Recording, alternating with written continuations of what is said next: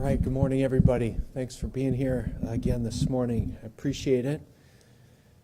I wanted to open up our time together today by really telling you about some of the tensions and challenges we're having in the city. I'm just going to let my guard down a little bit and share with you some thoughts. I had someone send me a devotional.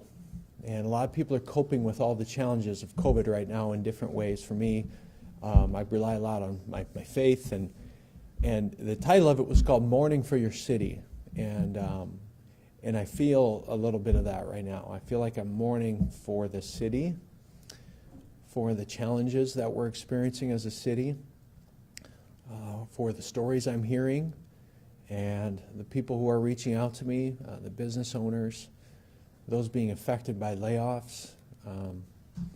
It's incredibly challenging. I heard of a business owner that took his own life recently, not able to see a way out of what's happening right now.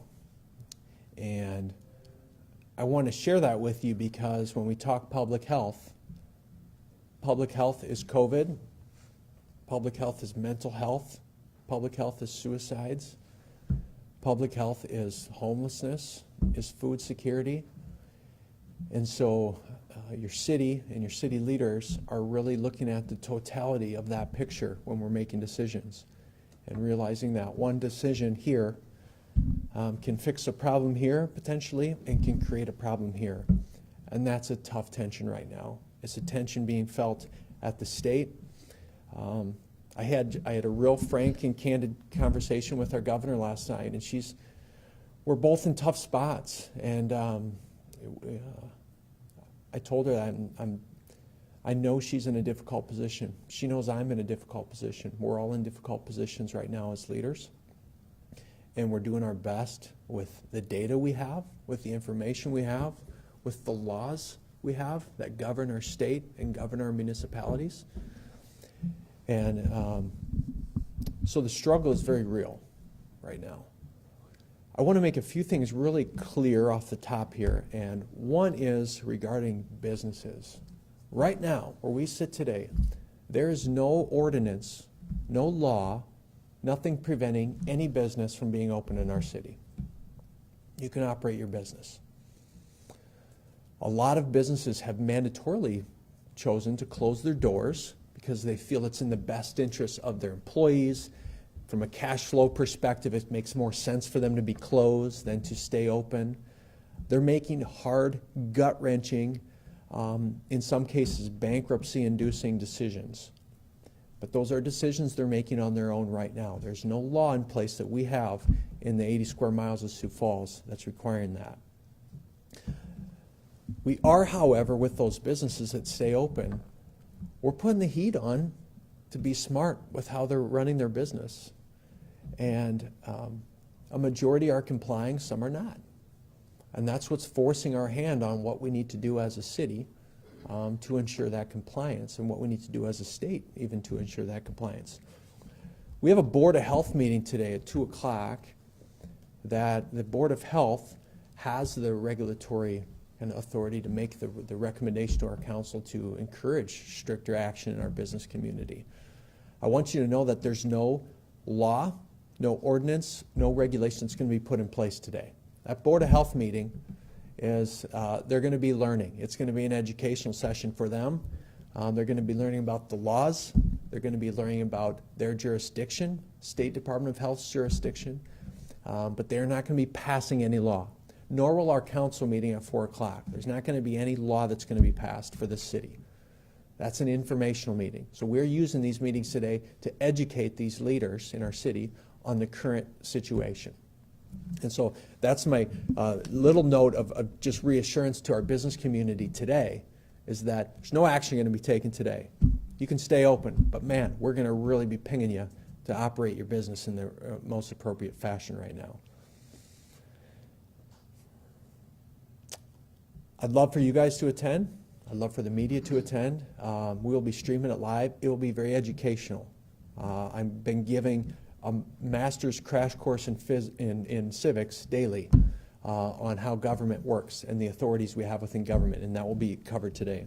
Yesterday our governor issued an executive order with some COVID guidelines, and that executive order provided a baseline direction for businesses and healthcare organizations, local governments, kind of telling us what we should be doing during this pandemic. And that EO was issued following the announcement of 14 new cases of COVID that have been confirmed the past 2 days, which also pushed community spread into 3 counties confirmed in our state, Lyman, Hughes, and Beadle. Still no indications of that in the Sioux Falls MSA, the 4 counties in our MSA. So the EO that was issued, it really reinforces the recommendations of restriction on gatherings, not more than 10 people, things that we've continued to preach the last couple weeks. And also for businesses to get creative with their operations, built-in social distancing spaces, those sorts of things. So it very much puts a lot of onus on the business owners to operate responsibly. Over the past 2 weeks, I've had numerous conversations with mayors and county leaders. Just yesterday, on 2 separate conference calls, I bet between the 2 of them we had 40 plus mayors from across the state on this. They're all in a point where they're trying to figure out what makes best for their municipality to do here. I'll tell you that in Sioux Falls, and I have said this since I took office, I'm a data-driven guy. I need data. And I just got a text from Avera. They processed 200 tests yesterday. They have 500 pending. We're at the point now we're going to be getting some real data and some real numbers. And that is going to help our decision making tremendously. I can't overstate that. So we're going to remove emotion from decision making, and we're going to start being able to make decisions based on data, which is always the best way to make decisions. We know that other counties and cities across our state are taking action on the local level right now. The challenge I'm having with that, and continue to have with that, is the patchwork approach to the legislation that's being enacted. So again, our Board of Health today that meets at 2, they could make a recommendation to our council to enact some sort of action. Our council could potentially approve that action. That action applies to Sioux Falls, South Dakota, and not to T, and not to Harrisburg, not to Lenox, not to Canton, not to Hartford, not to Humboldt, not to Brandon. And they would all have to create their own ordinances to comply. And you can see where this gets very challenging to enforce this. The virus does not respect city limits. Okay? So COVID does not respect city limits. And so we may get to the point where we are taking actions within the Sioux Falls city limits, but there's also an onus then on the other leaders of other municipalities to do that same thing if they feel that's right for their municipalities, so that we start to have some semblance of cohesion across the state on this. So before I turn it over to Jill, I want to take a moment and encourage you guys. I'm going to try to end these pressers with a little bit of positivity, okay? Call to action, if you will. And today, call to action, I want you to just check on a neighbor, okay? Walk over to a neighbor's house, knock on the apartment next door, just say, how you doing? You need anything? You worried? Can I say a prayer for you? Don't hold their hand, but just offer to say a kind word to them. We are going to need a sense of community more than ever in the months ahead. I can't overstate that. This One Sioux Falls approach is very fortuitous that we put in this kind of mantra, in this framework in the city, because we're having to dip deep into that right now. And so check on your neighbor, check on a friend, call your grandma, call your mom. I called my mom last night. She's worried about me. I had to tell her I'm okay, Mom. And we'll get through this together. So I'm going to leave you with that positive note today, and I'm going to turn it over to Jill. Thank you, Mayor.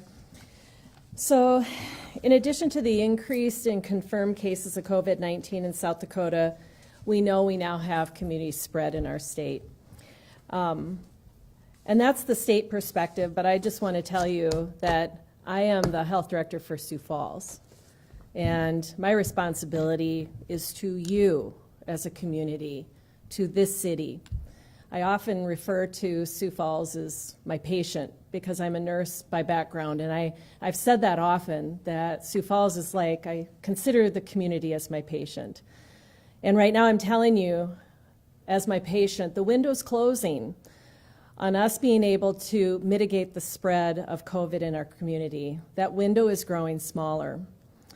So the decisions we make today, the actions that we as individuals and organizations make today have the potential to significantly impact the health of our community. As has already been shared with you, we do have a board meeting today at 2:15, the Board of Health, our Sioux Falls Board of Health, and then we have a City Council meeting at 4 p.m. Both of these will be informational meetings. We're going to share things like the situation update of what's going on around us and within our community. We'll talk about some recommendations that we would be making. We'll talk about what's happening in the EOC and how we are handling the response in our community. So we can give a full picture to both our Board of Health as well as our City Council, all the things that we're doing and what we would expect to try to accomplish in the days ahead. So there are a couple of discussion points in particular that we'll be talking about at the Board of Health meeting. And one is, what will we recommend as local action? We have been digesting the executive order from the governor's office and understanding what we need to do as a community in response to that. We also are going to recommend that the Board of Health urge other municipalities around us in our MSA to take similar action that we'll be ultimately recommending to the Board of Health. I wish I could stand here before you and tell you exactly what that action is going to be. That's what we're working on up to the point of the Board of Health meetings, so more to come at that meeting. But whatever we do recommend, we know that's important. You know, Mayor Tenhaken has talked about that a lot, that what we do here, we're trying to impact the people that live here, but we can't control the people that live here from going 2 miles out of town to do what they're doing here that is not meeting our social distancing objectives. And so we do urge that this would be a community-wide approach beyond even just the borders of Sioux Falls, and that other municipalities that are close to us would consider similar actions to prevent the spread of COVID for those in our entire MSA that live here, work here, play here in our various communities. So the reason we're going to the Board of Health today is because over the last several weeks we have been telling you as a community what you should be doing, but now we are really at a point what we must do. We must social distance. We must all stay home if we're ill. We must wash our hands and practice good respiratory hygiene. We must do our part as an entire community to flatten that curve and decrease the demand on our healthcare system over the days and weeks to come so that they can do their job and provide the care that we are all going to need, many of us who will eventually succumb to this respiratory virus in some way, shape, or form and need the full scope of the healthcare system to be able to care for each and every one of us. So those are my comments for you today, and thank you very much. Just us today. Okay. All right. Any questions for Jill or I today? How many cases total so far? Question was how many new cases so far? And how many total? Total cases. There are 28 cases total in the state, 5 of which are cases in Sioux Falls. There should be an update coming, usually I think at noon. So we should be seeing an update again on cases soon from the state. Jill, point Yes. of clarification, it's Minnehaha County. Yes, thank you. Minnehaha, thank you, Sandy. Those 5 cases reside in Minnehaha County. Thank you. All right. Mayor, just curious, when you said that Sioux Falls is not Harrisburg, is not Canton, is not all that, are you finding it troubling that until the state issues an order that can collectively, I guess, get all the cities on the same page, you might just be a step behind? The question was talking about are we feeling a little behind that we can't have a unified approach for instance, in our MSA, 4-county area, and we're handling this each individually at a local level. It's certainly creating a challenge because, for instance, if I make some sort of law, or better yet, the Board of Health, which has the jurisdiction to do this, the Sioux Falls MSA serves a whole bunch of cities, and 4 or 5 or 6 counties all come here for their commerce. So if we do it here, but it doesn't happen in all those other cities I mentioned, and they continue to encourage spread and don't take deeper measures, the healthcare systems that are going to support those folks are here. Okay, is the VA and is Sanford and is Avera. So in some ways, yeah, it creates a challenge. And I'll be frank, a lot of municipalities are struggling with what their legal jurisdiction is to do this. Is this legal? Can the government create orders, regulations to close down businesses?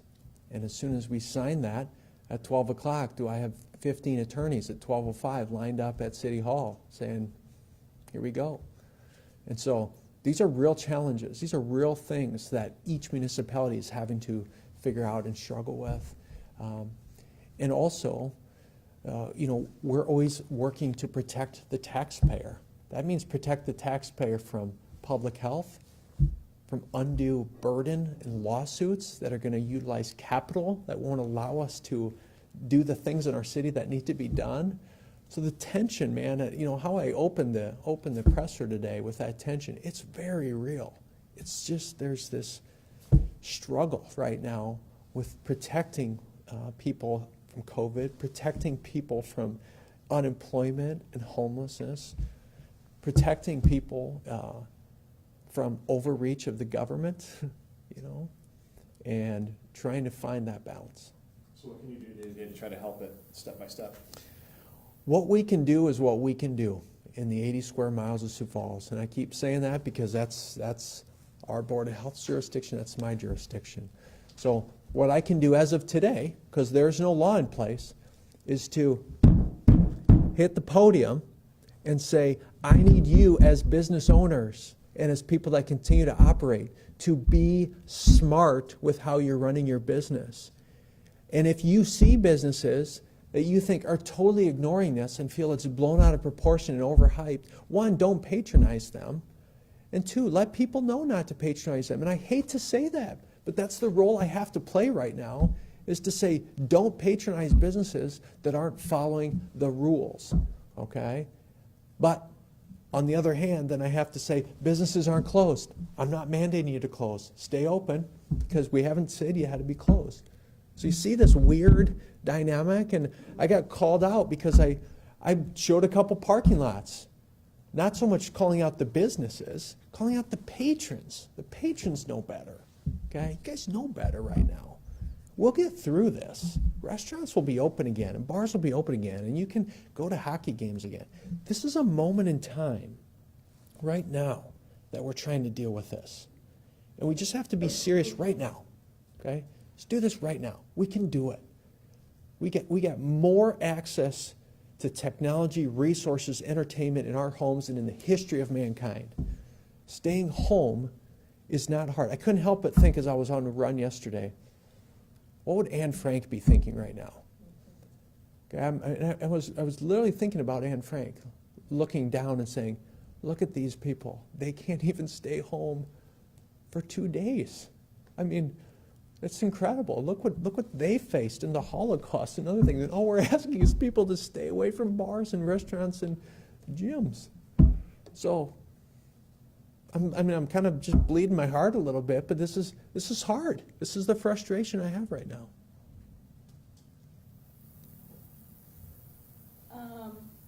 I guess How many coronavirus cases are in our hospitals at home? Question is, how many coronavirus cases are in our hospitals? Without having the healthcare systems here, I don't think we're at liberty to answer that.